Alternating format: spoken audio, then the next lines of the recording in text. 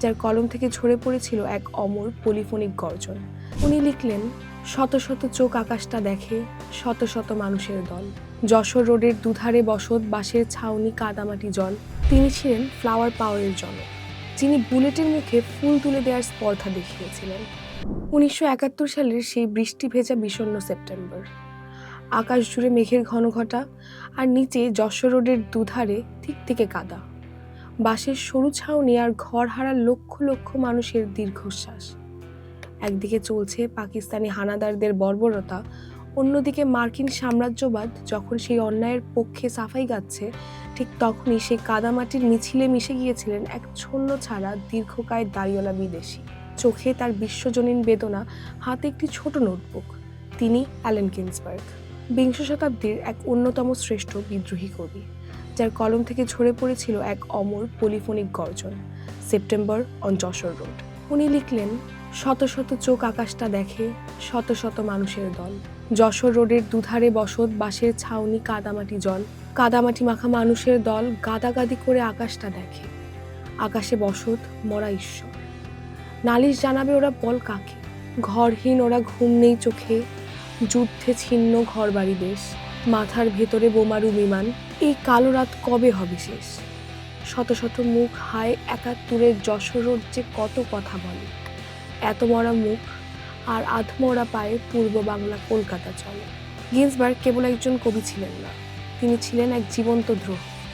1950-এর দশকে আমেরিকায় যখন বস্তুবাদ আর বর্ণবাদের আফিম গিলিয়ে দেওয়া হচ্ছে মধ্যবিত্তকে, তখন বিট জেনারেশনের জন্মদিনে তিনি আঘাত হেনেছিলেন সেই ভদ্রলোকই নিরাপত্তার দেয়ালে।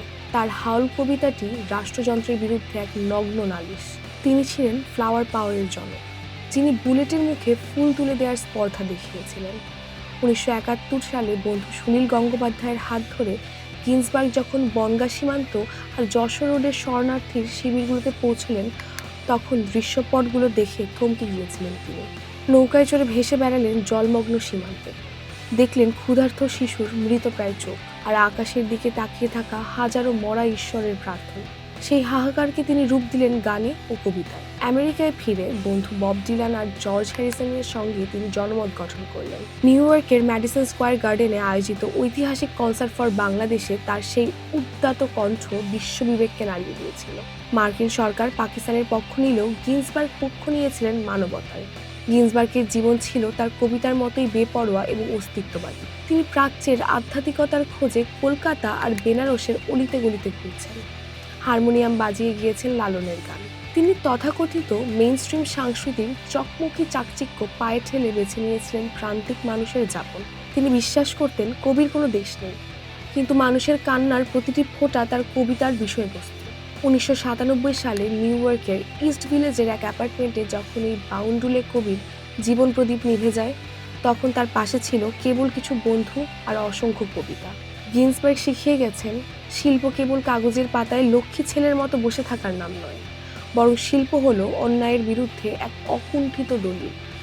আজ যশোর রোডের সেই কাঁদানি নেই যুদ্ধের বোমারু বিমান, কিন্তু সেপ্টেম্বর অন যশোর রোডের প্রতিটি ছত্রে অ্যালেন গিন্সবার্গ আজও বেঁচে আছেন, অসহায় মানুষের নালিশ হয়ে, এক চিরন্তন প্রতিবাদী কণ্ঠস্বর হয়ে। তার সেই দর্শন আজও আমাদের কানে বাজে। নেই কোনো নির্বাণ, নেই পথ, নেই জ্ঞান, নেই কোনো প্রাপ্তি, কারণ কোনো অপ্রাপ্তিও যে নেই।